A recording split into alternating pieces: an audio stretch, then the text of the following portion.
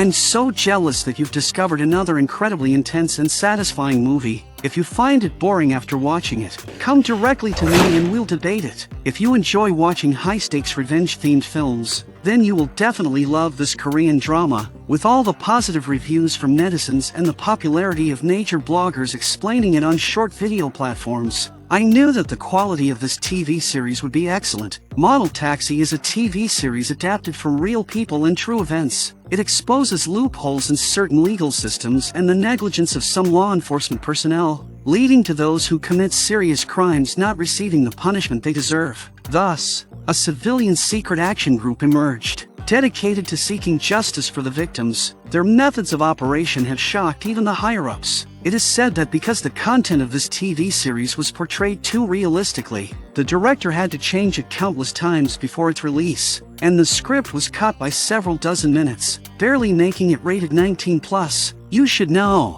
this is in South Korea where the censorship system is relatively relaxed. How powerful are the methods of this civilian action group? The story begins at an orphanage. Maria, who lost her parents since childhood, has now turned 18 and reached the age to work, so she has to leave the orphanage to live on her own. So she met someone online who claimed to be a social worker, saying they would introduce a job to Maria. Maria, lacking social experience, did not think too much about it because with her current life experience, she still finds it hard to judge people's intentions. So she followed this person to a fermented seafood production factory. The workers here are basically similar to Maria, as they all have certain physical or intellectual challenges. The boss claims to provide these people with a working environment, so the factory is even called an excellent enterprise. Seeing such a warm-hearted boss, this made Maria feel very satisfied. Then the manager took Maria to tour the work environment, even though the boss had clearly promised it was computer-based clerical work. But the manager directly brought her to the workshop and asked Maria to handle fish scales. Maria has been afraid of these things since childhood, and due to her physiological resistance, Maria politely refused the manager. But who would have thought the next second, the boss directly grabbed Maria's hair and shoved her head into a basin filled with fish. Maria was terrified and panicked, only then realizing that this so-called compassionate factory was actually a front for exploiting vulnerable groups. Seeing the other employees who didn't even dare to lift their heads, they must have had similar experiences to Maria before arriving here. Full of fear, Maria tried to resist, but unexpectedly was slapped hard to the ground by the boss. He even locked Maria in a freezer set at -20°C. 네. 야, 이제 좀 밖에 나가서 일 좀 할래?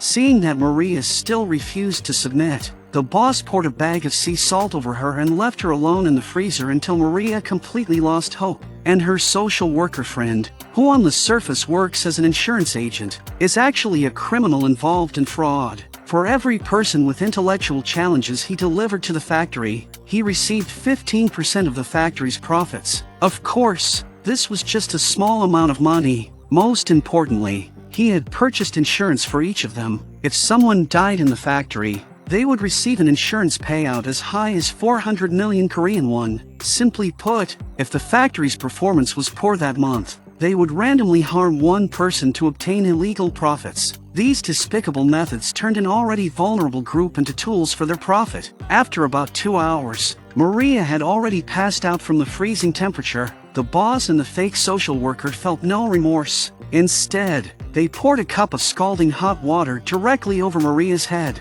forcibly waking her from unconsciousness. By this point, Maria had been so terrified by the two that she lost the will to resist. Compared to the fish she had feared since childhood, the boss's face was even more frightening. She thought that by working obediently, she would no longer be bullied. But she never expected this manager to have no respect at all, frequently taking Maria to the bathroom to do very unpleasant things. So that night, Maria could no longer endure such a life. And finally she made a bold decision. After everyone had fallen asleep, she quietly slipped away from the factory through the roof. In the middle of the night, surrounded by darkness in an unfamiliar place, Maria struggled to escape until she finally reached a concrete road. Coincidentally, A police car happened to drive by at that moment. The police officer noticed Maria was covered in filth and looked terrified. Immediately realizing she needed help, he quickly helped Maria into the car, saying she could report everything at the station. But as the scene shifted,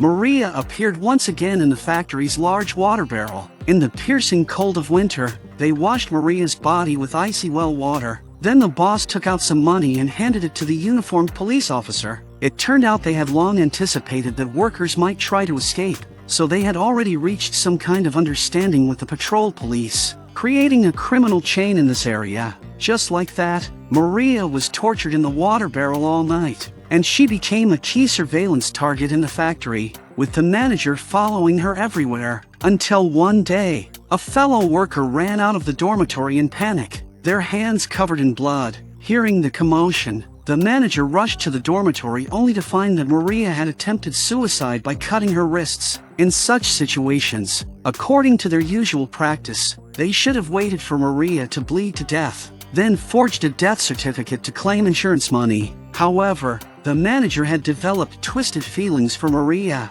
During their long time together, he gradually developed inappropriate thoughts about her. Therefore, with emergency hospital treatment, Maria's life was saved. This made her extremely vigilant. She would no longer trust any police officer, and would hide whenever she saw a police car from afar. But what was her crime? She only wanted to work hard to support herself, and buy some nice snacks and toys for the children at the orphanage. Now reduced to this state, Maria walked desperately on the Han River Bridge, completely isolated and without any hope for survival. She stood on the bridge crying for a long time, until finally she climbed over the railing and chose to end her life.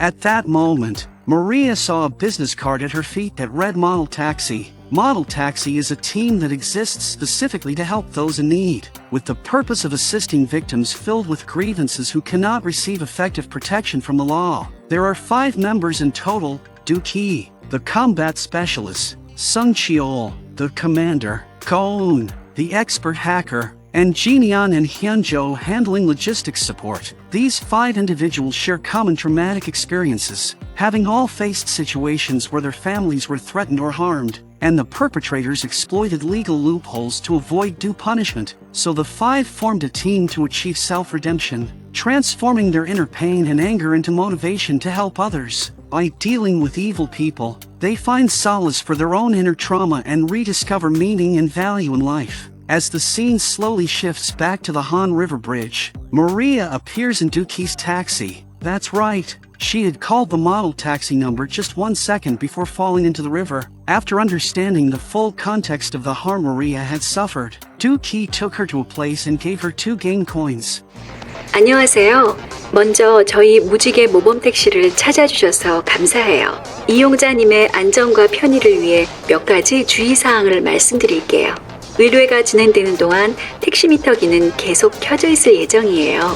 오님은 모든 의뢰가 종료된 뒤 후불 정산되며 경우에 따라 추가 할증이 붙을 수 있고요. 택시를 이용하신 후 이용자님께서는 다른 이들에게 무지개 택시에 관한 일을 언급해서는 안 돼요. 부탁드릴게요. 이제 당신을 괴롭힌 그들을 혼내주고 싶다면 화면 좌측의 파란 버튼을, 혼내주고 싶지 않다면 화면 우측의 빨간 버튼을 꼭 눌러주세요. 자, 선택해주세요. In an instant, images of the boss and manager tormenting Maria flashed through her mind, and she decisively chose to take action. The very next day, the 5-member team received the mission and immediately began collecting information on the boss, manager, police officer, and factory owner. They quickly divided tasks, and soon Jinian and Hyunjo appeared in front of the factory. The 2 pretended to be chicken delivery promoters, using super affordable prices to attract the manager's attention. Sure enough, that evening, the factory called Goen's number and ordered 2 portions of chicken and several bottles of beer. In less than 10 minutes, Hyunjo and Jinian arrived at the factory entrance and delivered the pre-prepared chicken to them. They ate with great relish, but by the time Du Ki quietly infiltrated the factory, they were already lying unconscious on the sofa. Dookie began searching the room for evidence of crimes, but after looking around, he couldn't find any useful clues. Even the safe was completely empty, so he had to extract information from their phones and proceed to the next phase of the plan. The next day, Dookie dressed up as a successful businessman and came directly to the factory under the pretext of purchasing fermented seafood paste. Looking at the various compassionate awards the boss had received displayed on the walls, each one served as nothing but irony compared to reality. Dookie bought 50 barrels of fermented seafood paste from the boss in a single purchase. Just as the two were negotiating the price, the manager suddenly ran in panicking, but upon seeing there was a guest present, he swallowed all the words that were on the tip of his tongue. Dookie paid them a deposit of 30 million won and demanded they prepare the goods by the day after tomorrow. At their normal production speed, they couldn't achieve this output. Yet upon hearing this, the boss and manager agreed without hesitation, because they had already conceived wicked ideas, completely unaware that Dookie wasn't there for the fermented seafood paste at all, but rather to expose their crimes. After Dookie left,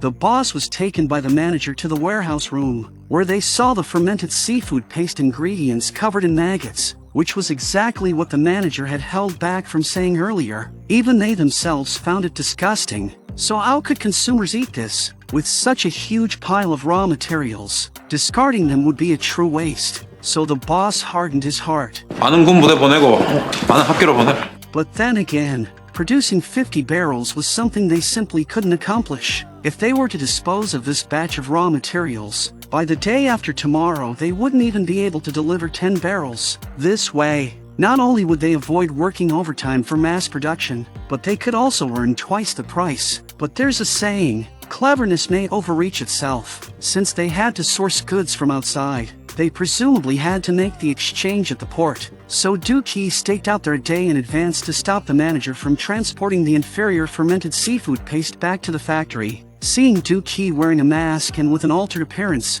the manager thought he had encountered someone looking for trouble, so he pulled out a wrench and was about to attack Dookie, but was unexpectedly subdued in one move, then lay on the ground unable to move.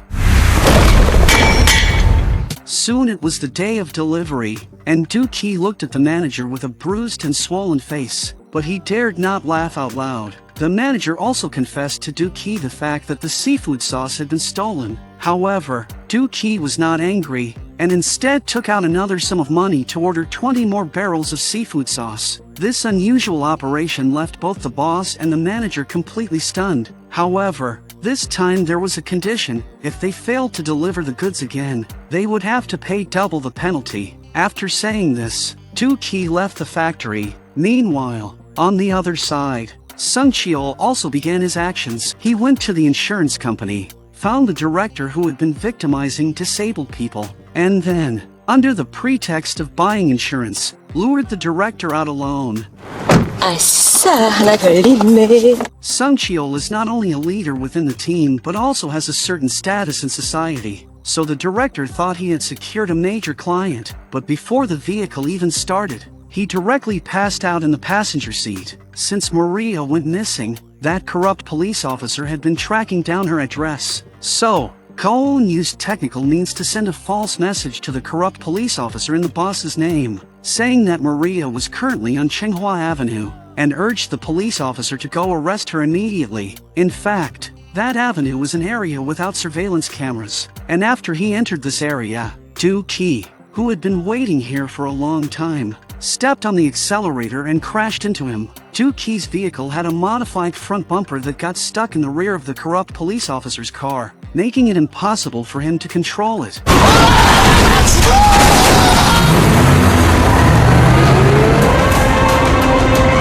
The corrupt police officer was knocked unconscious in the police car, and after removing the dash cam, Dookie hurriedly headed to the dock, because that night, the manager would come to pick up those 70 barrels of seafood sauce. But this time, he learned to be smarter and called a group of thugs to deal with Dookie. Relying on the strength in numbers, the manager became very arrogant, and a conflict began.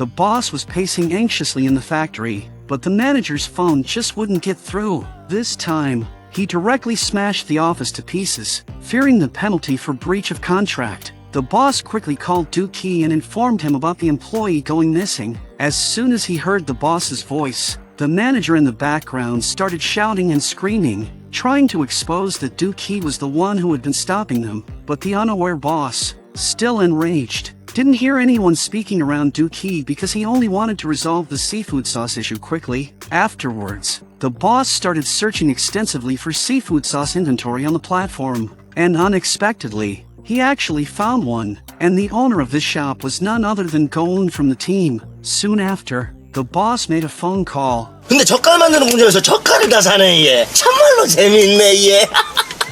부산 말이라 얘. 넌 보냈으니까 말 그만하고 갔어. And the 70 boxes of seafood sauce delivered by Genion were exactly the ones intercepted from them. At this point, the boss still didn't know that he had paid twice for this batch of goods. However, just as he was fuming with anger, something even more infuriating happened. Dookie, who claimed to be a seafood sauce merchant, directly confronted the boss, wanting to teach him a lesson on the spot.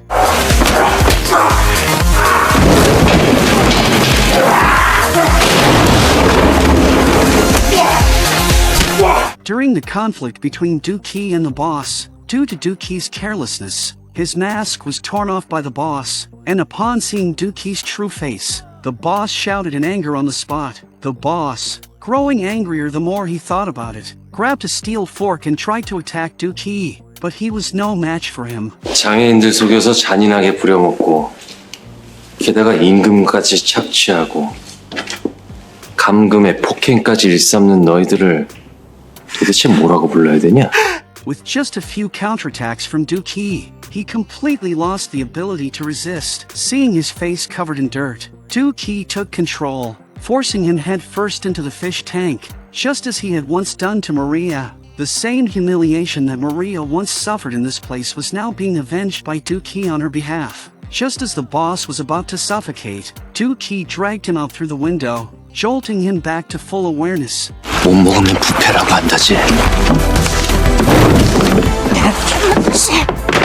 The action team successfully dealt with all the villains, completing the revenge for Maria. But things were far from over, because Sung Cheol discovered that the factory owner had evaded taxes by registering one of the employees as the company's legal representative. So Sung Cheol made a decisive decision to let that employee take over as the boss, with the monthly profits shared equally among every worker. And Maria returned to the factory, taking on the human resources job she had always wanted. Under the team's protection, all the employees finally showed long-lost smiles. As for the boss, manager, police officer, and company president, they were not handed over to Korean law but were sent by Sung Cheol to a mysterious organization, a private regulatory agency that collaborates with him. The conditions inside are extremely harsh, cramped and dim with very poor sanitation, specifically designed to punish those evil individuals who escape legal consequences. It is hoped that through this special form of confinement,